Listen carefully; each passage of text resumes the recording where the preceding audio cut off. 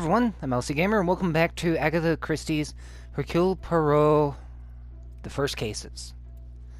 We're in Chapter 9. Detective, you have spent more time making us sit and wait for you than anything else.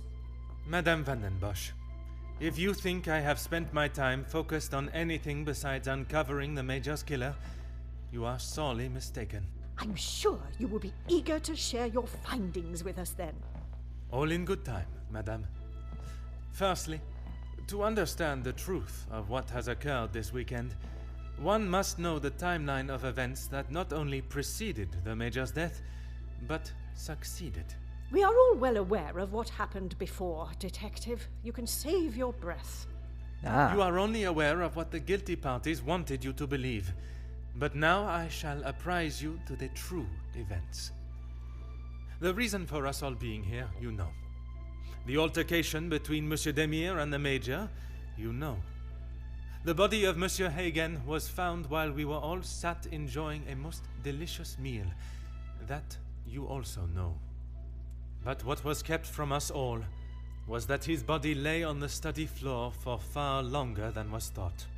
It was that servant. She found him. S'il te plaît, monsieur. It was indeed young Inga that found the Major's body lying lifeless in the study. So it was her. Monsieur, I will not allow for any further interruptions. I return to the Major's body. If we are to believe the scene that we were presented with, the Major must have been killed during the first course of our meal, a meal that none of you left, even for a moment. Speaking in the evening, you all confirmed one another's alibis, and although there was doubt in the validity of some, I confirmed that they were indeed all true.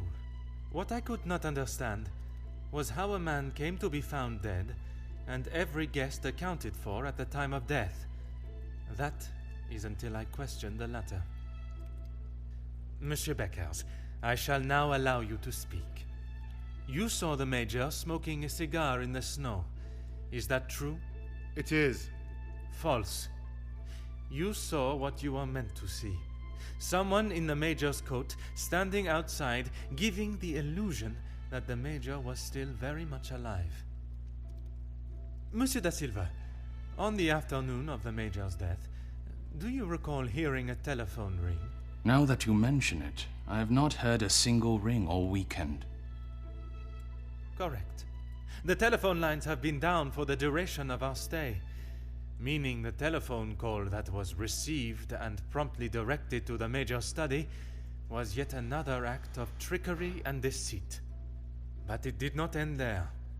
When I entered the study for the first time, it was obvious someone had already been there and falsified the scene to stage a burglary and clear away important evidence, including the murder weapon. What followed was an investigation that had already been hindered. But even those lengths were not enough to derail me for long. I think we have all had enough of your self-praise, Detective. Perhaps you would like to tell us who killed him now? Madame, Patience. as I'm sure you would expect, it is not as simple as that. What many of you do not know is the discussion that was had between the Major and Monsieur Beckers earlier that day. What has that got to do with anything? I told you I didn't kill him. No, That I of know course to be not. true. What you do not know is that it was not only his ears that heard your spoken words. I hope you are not implying I had something to do with it. No, Madame, there was another.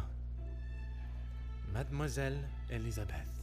You are all aware that the Major was hired by Monsieur da Silva to front the security during the workers' strikes. What very few of you know is that it was the Major's order that instigated the vicious attacks on those unarmed men and resulted in numerous deaths, including Mademoiselle Elisabeth's fiancé, Luc. Monsieur Beckers confronted the Major, declaring that he was to hand himself in. That is what Mademoiselle Elisabeth overheard. Now, knowing the truth, she waited until the Major was away from his study. After he stepped outside following the confrontation with Monsieur Demire's fist, it looked to be the perfect opportunity, or so she thought. The Major returned and found her looking for the proof she required to hand him over to the authorities. If the maid bumped him off, why hasn't she been arrested? The events that followed in the study are not those of a cold-blooded murder, but one of a young girl that had no other option but to protect her own life. Sounds to me, Detective, like you have taken a shine to this young girl and would rather protest her innocence than arrest her for murder, the crime she has committed. Jeez, this is gonna make for a juicy story. Mademoiselle, I ask you this. You have seen the Major's anger before, oui? What if I have? How do you think he would have reacted if someone was to find proof that he had committed a terrible act, and that if made public, would surely result in his incarceration? Exactement. It is quite the story you have told, Detective, but all I have heard is that Elizabeth overheard a conversation blaming the Major for her fiancé's death, and she murdered him in revenge. A servant killing a man that is as revered as he was. She will face the noose. I am not denying that a man has lost his life, but it is not the crime of murder that you all believe. While the Major did not deserve to die in such a way, it was his actions towards Mademoiselle Elizabeth that drove her to defend herself in any way she could. Mademoiselle Elizabeth will be punished, but we will let the law decide the severity of her punishment. She has played you like a fiddle, Madam. Detective, acting the innocent victim. She will be arrested and hanged for her crime, like every other cold-blooded killer. Here. Give her what she deserves. The girl has got to pay for what she's done. I could not have been clearer with what occurred in the Major's study. They all have forgotten their own perception of the Major. The terrible crimes he has committed and what he has done to them all in one way or another. I cannot allow for Elizabeth's sentence to be negatively influenced by those in the house. I must help them to see how their past actions have led to these unfortunate circumstances and losses of life. Perhaps I should remind them all of their participation in not only the workers' strike, but the resulting riots. Those of you that are calling for the hanging of Mademoiselle Elizabeth, have you forgotten the roles you played? Your actions have been far from innocent. Look, Detective, I see where you are going with this, but it's not going to work. Oh, but it is. So maybe the strikes were down to De Silva and Beckers. But don't try and drag me into their mistakes. Mademoiselle Conrad, if you are so confident of your innocence, perhaps we should begin with you. Convincing Miss Conrad to admit to her involvement will be no easy feat. She is strong-minded and has deflected questions in the past. Perhaps a more aggressive approach is in order. Neutral? You would do almost anything for a headline. You don't need to imply it's only me that does. Ask any of my journalists, they'll say the same. Even if in the process people are hurt? Ouch. You knew the situation surrounding the strikes, and only sought to swell the anger in people and create further chaos. Mademoiselle, you so often have something to say. Now is not the time for silence. He's right. You really are delusional. Maybe you should just keep your theories and claims to yourself.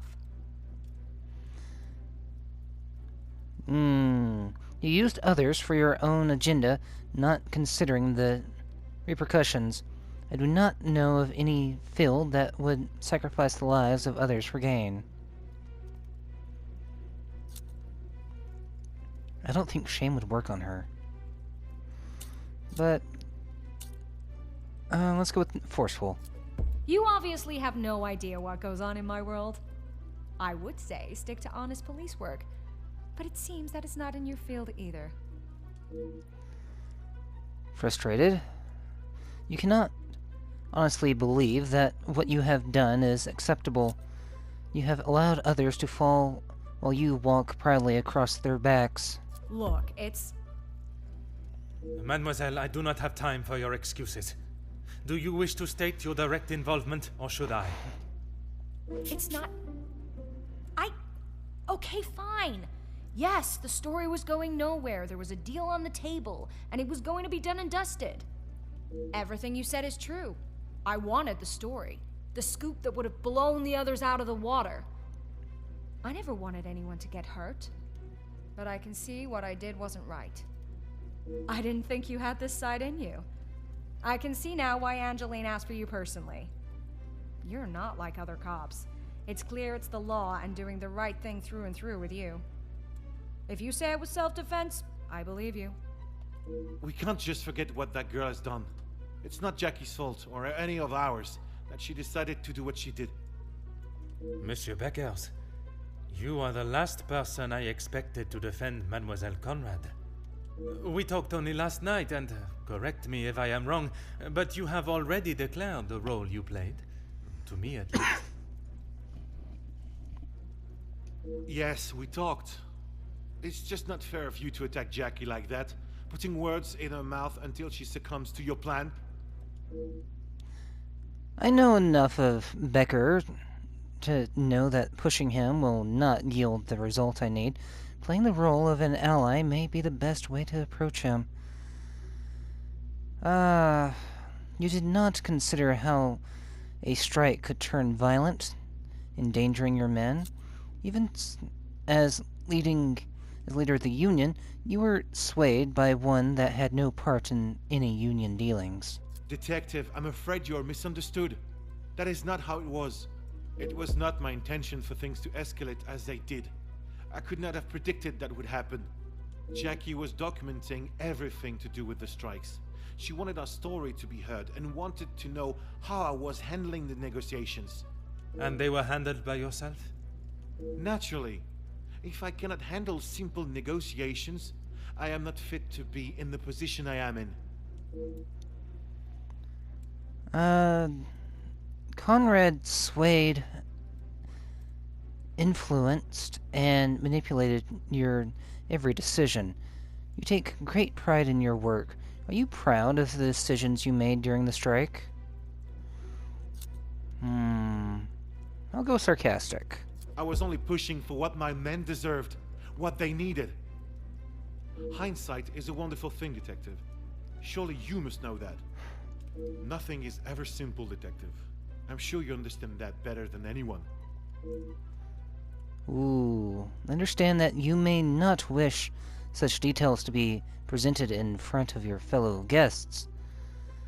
But for justice to prevail, the whole truth must be known. You're right, Detective. I have tried so hard to deny my part, but I know only too well that my decisions led to the death of those men. I know I cannot excuse what I've done. I just want you all to know that I am not a hateful or malicious man. I only wanted to prove that I was the right man. I have lived in other shadows for so long. I thought I would be able to finally step into the light and be the one that everyone remembered, not forgot. Monsieur da Silva offered me a deal and I turned it down. I thought I was doing right by the workers, but it was only myself I was thinking about. What more proof do you need? He said it himself. I made a generous offer to reach a resolution, and he turned his nose up at it. It was not that simple, though. An offer was made, but Monsieur Beckers and the workers would never have been forced into that position had their working conditions been satisfactory to begin with. This is outrageous! Do you plan on blaming everyone for doing their jobs? I suppose it makes you feel better about yourself, doesn't it? Sure, if you want to look at it that way. Although Da Silva eventually opened up, he was defensive when we discussed the matters of his blackmail, and that was a private conversation behind closed doors. Cannot imagine he will be forthcoming in front of the other guests. He is going to need some convincing to admit his faults again. If you were simply doing your job and treating your men fairly, there would not be a strike to talk about. I have never heard such pathetic attempt to justify one's actions. The problem stemmed from you and your decisions. Ooh, let's try and be direct. It may be a big deal to you, but I am used to work He's as hard not to deal being with. happy with something. And most of the time, that unhappiness is directed at me. When you're in charge of your own factory, you'll understand.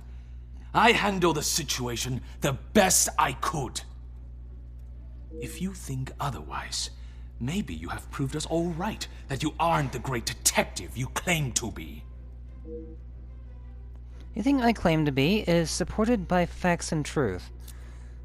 Threatening. The desire to hide one's secrets is a powerful force. I wonder how easily yours is broken. You were willing to pay an anonymous blackmailer that accused you for the same. You said it. Anonymous. I don't know them, and it doesn't sound like they know me. When you have something people want, money, they will do anything, including constructing lies to get their hands on it. Monsieur da Silva, you seem to have forgotten our previous conversations. I recall them just fine, thank you. A police officer trying to manipulate facts to fit his own agenda. Shocking. Ouch. Fine. Intentional or not, your arrogance with the Major kindled the fire that started the riots. Claims of abuse against your staff.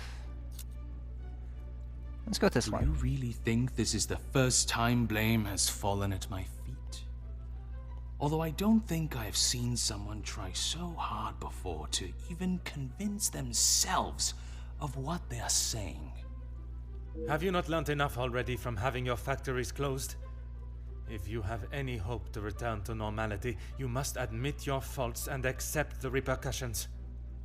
I got 2 wrong out of the 3. Or maybe even 3 wrong out of the 4, so he's not gonna break. I may have been a little harsh with my staff. I only wanted to prepare them for the realities of this world. I was never given the opportunities that they have today, and I succeeded. All they do is demand more and more at the factories and at the house. How am I meant to keep a good profit if every franc is going to them? I offered what I could. I was willing to meet in the middle. But maybe that wasn't enough. Swallowing one's pride is no easy feat. But if it means that a young girl will receive fair judgment, I am prepared to do it. Merci, monsieur, for your honesty. Admitting your responsibility is an honorable move. What now, Detective? Is this absurdity going to continue much longer? It will go on as long as it needs to. Even after all your attempts, Detective, Felix was still murdered. Self-defense or not, she chose to hide what she had done because she knew what she had done was wrong. And she will be punished for it. Ah, but she's not the one that tried to hide it. It was not choice to hide anything, madame. If in her position, I ask, what would you have done?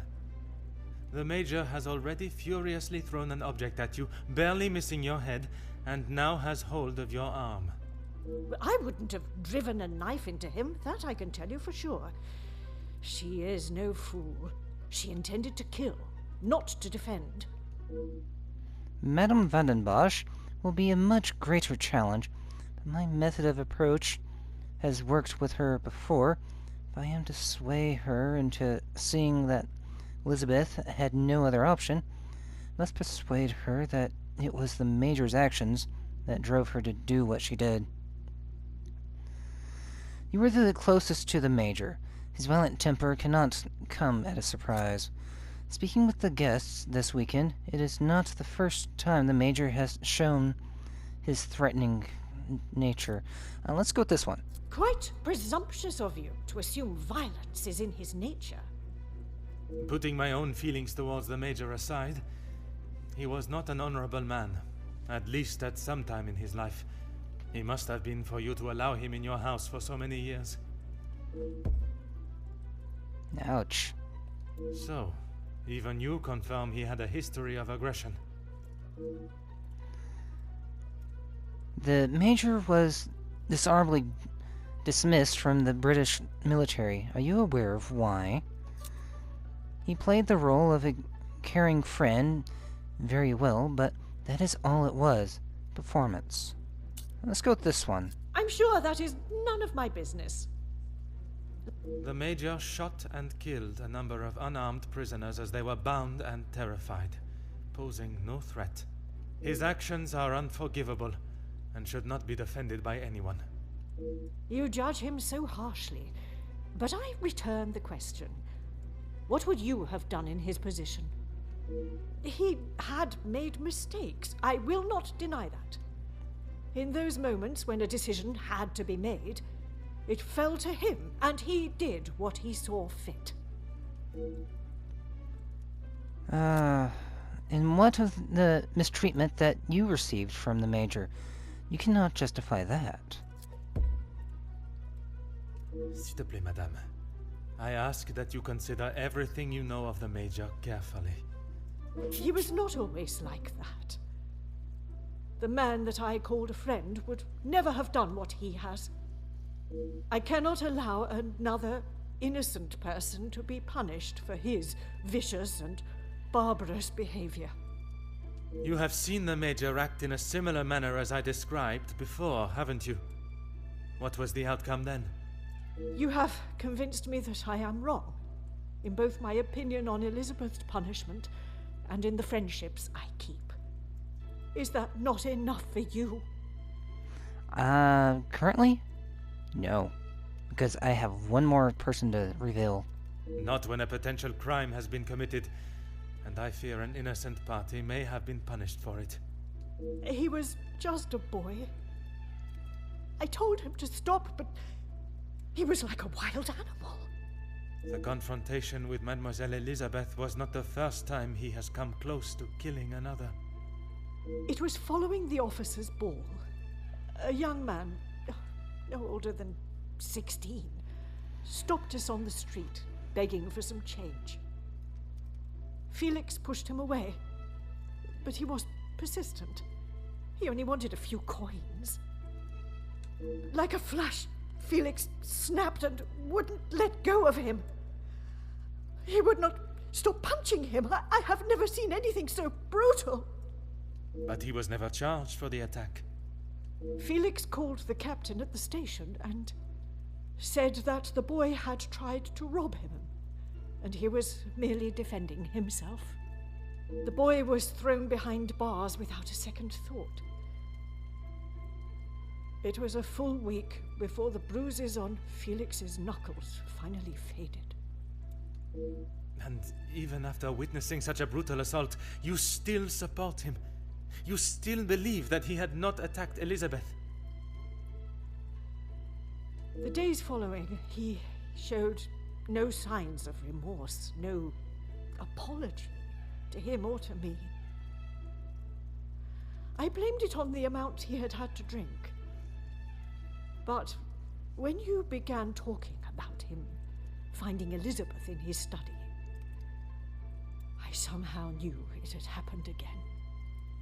Had you been open about the Major's temper, this could all have been avoided. When you tell the courts the truth, Mademoiselle Elizabeth's self-defense plea cannot be ignored. Just when I thought I could not see a more spineless move. Excuse me? You allowed a bully and thug to remain in your house and endanger your family. I'm sorry, Margot, but I am struggling to understand why you have involved yourself in this affair.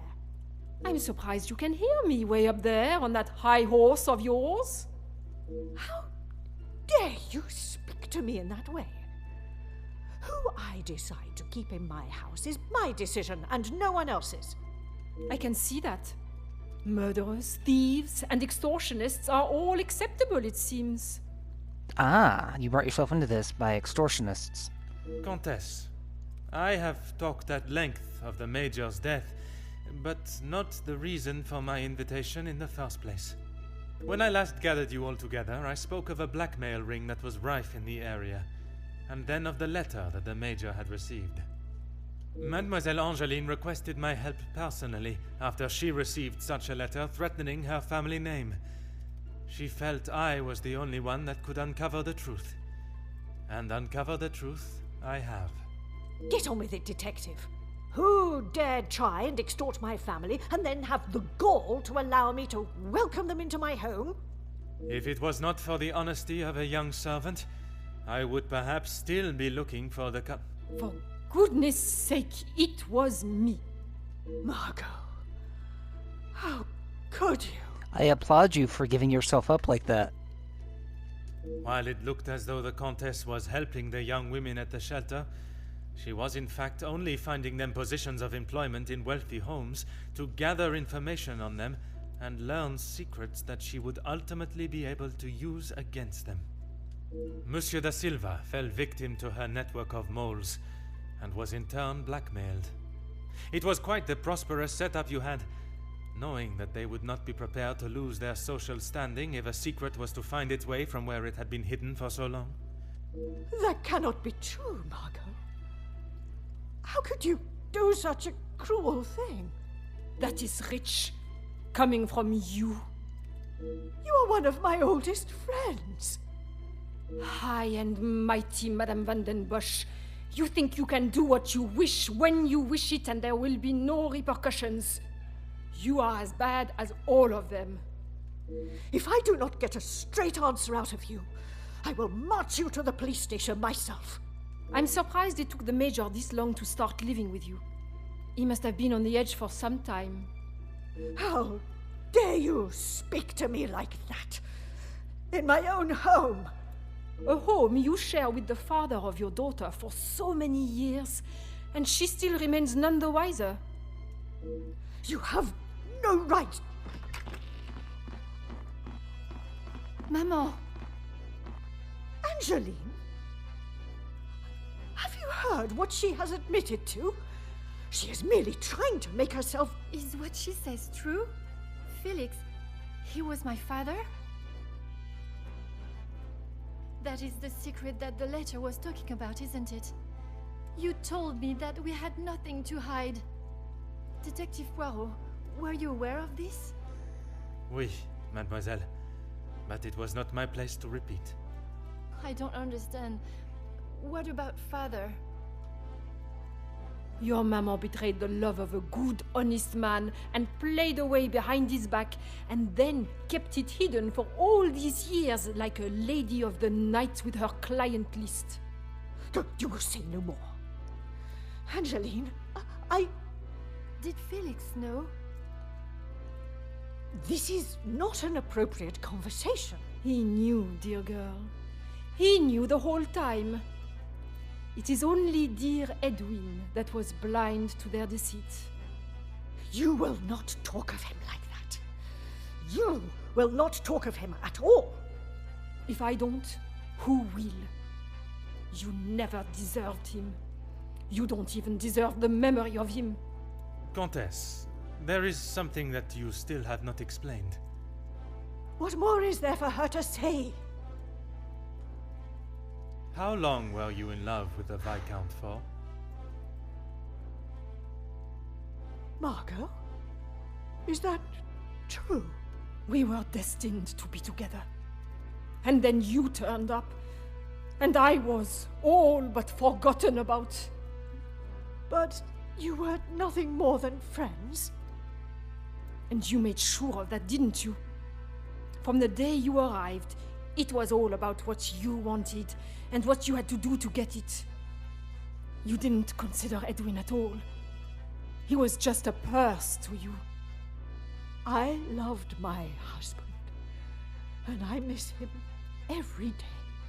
Loved him enough to stray? Both of you, no more. Please, Angeline, let me explain. Maman, I do not wish to hear anything else from you. Not even your own daughter wants to hear your lies anymore. Cassandra Van den Bosch, all alone. How dare you!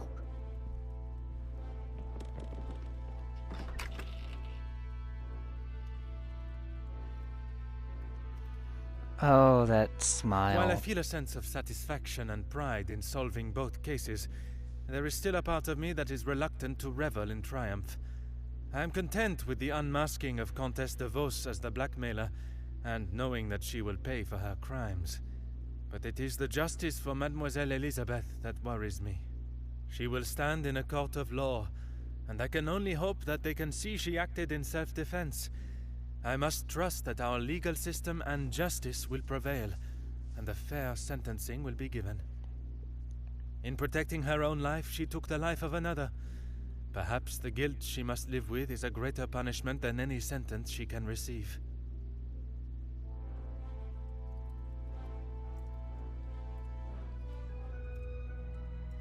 Comtesse de Vos was taken from Nemozinet House in cuffs and placed under arrest. Although she initially tried to plead her innocence, Inga, along with a number of other girls that the Comtesse had found employment for, came forward and made full statements. She was charged with 5 counts of blackmail and extortion and sent to a house of corrections, where she will have a new life to become accustomed to. Monsieur Sterling and Mademoiselle Rihanna were also reprimanded for their participation. While they may not be facing time in prison, tampering with a crime scene and obstruction of a police investigation are certainly not something that houses and new employers will look positively on.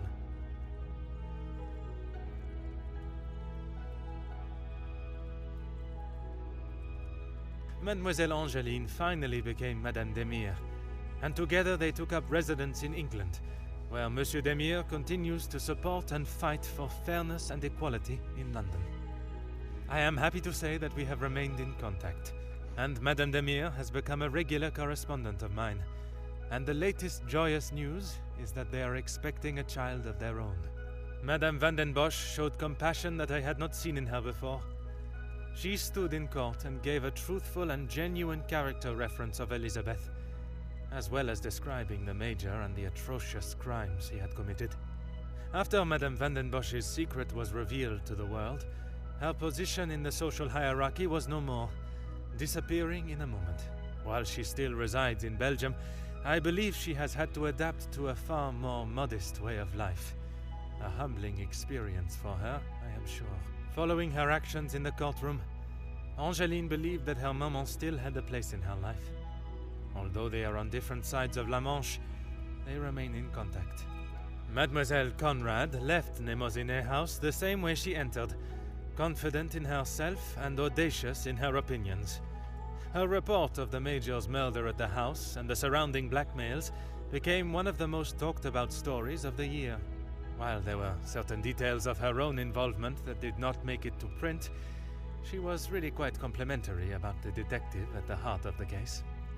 Of course she was. Monsieur de Silva tried to continue in his position as factory owner and business entrepreneur, but after his accounts and business dealings were investigated following the details of his blackmail being made public in Mademoiselle Conrad's article, his illustrious business empire began to crumble and is now facing an international corporate investigation. Monsieur Beckers stepped down from his position as union leader, accepting that he was no longer fit to represent the workforce that, in his words, he had let down on a scale of unmeasurable proportion. Although he is no longer the voice of the workers, he continues to support them from behind the scenes. Monsieur Zachariah and his brother made amends, and returning to his family home, and after sobering up, he was able to find the help that he required. I understand that he is now helping fellow soldiers with similar conditions. And Mademoiselle Elizabeth, she stood before a court, and while the proceedings were deemed controversial, the charges against her were dropped, and the reasoning of self-defense was accepted by the presiding judge. Madame Van den Bosch's testimony, along with Mademoiselle Angeline's declaration of her good character, was enough to show that it was not in Elizabeth's nature to act in such a violent way. The abundance of evidence against the Major, and his violent and cruel nature, including his appalling acts during the strikes and the war, was more than enough to prove that Mademoiselle Elizabeth had no other option in that situation but to defend herself in any way that she could. With the new arrival of Madame and Monsieur Demire's child next year, they have agreed to give Elizabeth the opportunity to return home to England and take up a position in their home as nanny. Aww.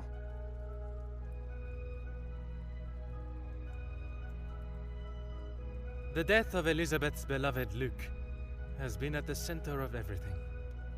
Had those in positions to help not acted with only themselves in mind, perhaps he would still be alive today, and the Major would have paid the price for his own crimes in the eyes of the law, not at the blade of a knife.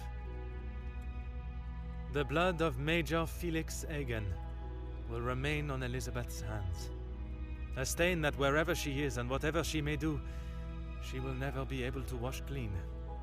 However, it will remain as a reminder to not only her, but all of us, of what we as human beings are capable of to protect ourselves.